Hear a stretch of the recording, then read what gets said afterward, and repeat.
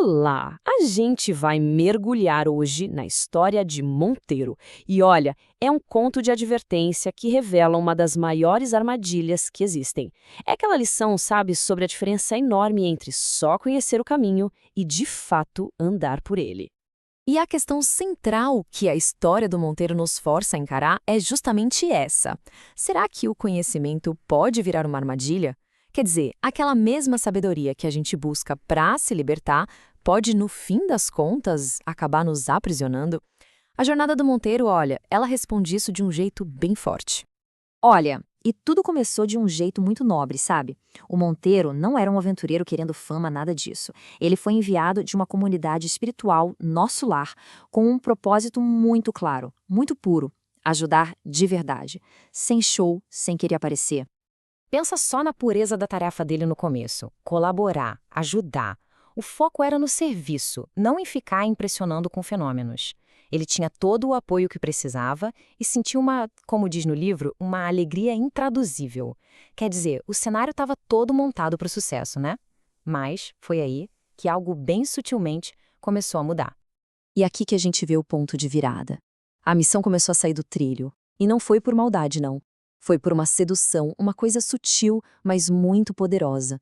O Monteiro de repente se viu encantado, não mais pelo propósito de ajudar, mas pela performance, sabe? Pelo palco do conhecimento espiritual.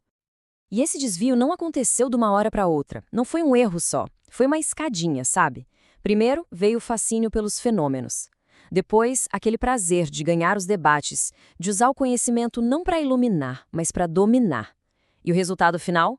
Bem, a essência moral, o coração da coisa toda, foi simplesmente esquecido.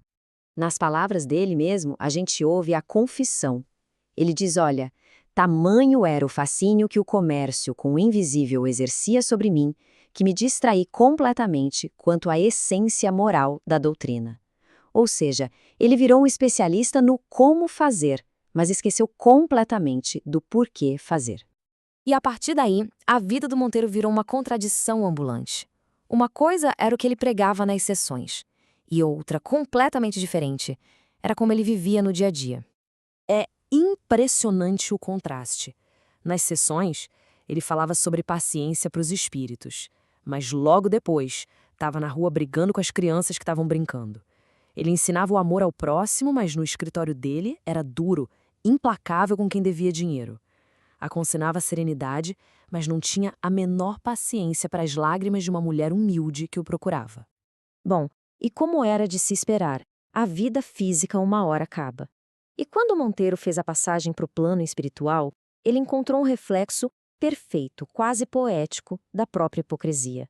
O sofrimento dele não foi uma coisa aleatória, um castigo. Foi só o eco das próprias ações dele. Depois da morte, ele ficou num conflito terrível. A mente dele, o raciocínio, pedia ajuda divina, orava, mas o coração, o sentimento, continuava preso nas coisas do mundo material. Era como se uma parte dele olhasse para cima, para o céu, enquanto a outra se recusava a largar o chão. E o tormento dele foi uma ironia terrível. Ele foi cercado por espíritos que ficavam repetindo, debochando as próprias lições que ele dava. Eles chegavam para ele e pediam serenidade, paciência, zombando dele com as mesmas palavras que ele usou para dominar os outros. Ele virou literalmente um prisioneiro do próprio discurso vazio. Depois de muito, muito tempo nesse sofrimento, o Monteiro finalmente conseguiu uma ajuda. Mas ele ainda estava revoltado, sabe? Sem entender por que estava passando por tudo aquilo. E aí ele exigiu uma conversa com a ministra que tinha apoiado a missão dele lá no começo. Ele reclamou, se lamentou por horas, até que ela, com uma paciência infinita, deu a ele o diagnóstico. E aqui vem a verdade, que é devastadora de tão simples. A ministra olha para ele e diz: Monteiro, meu amigo, a causa da sua derrota não é complicada.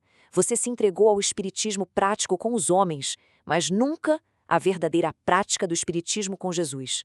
Percebe? Ele praticava para os outros, mas nunca, nunca para si mesmo. E essa frase mudou tudo. A ficha caiu para o Monteiro. Ele finalmente entendeu. A lição não era sobre saber mais, sobre ter mais argumentos, sobre ganhar debates. Era sobre algo muito mais profundo, muito mais transformador. Mas então, o que é essa verdadeira prática? É simples. É aplicar no dia a dia, é sentir no coração. É pegar o princípio e transformar em atitude.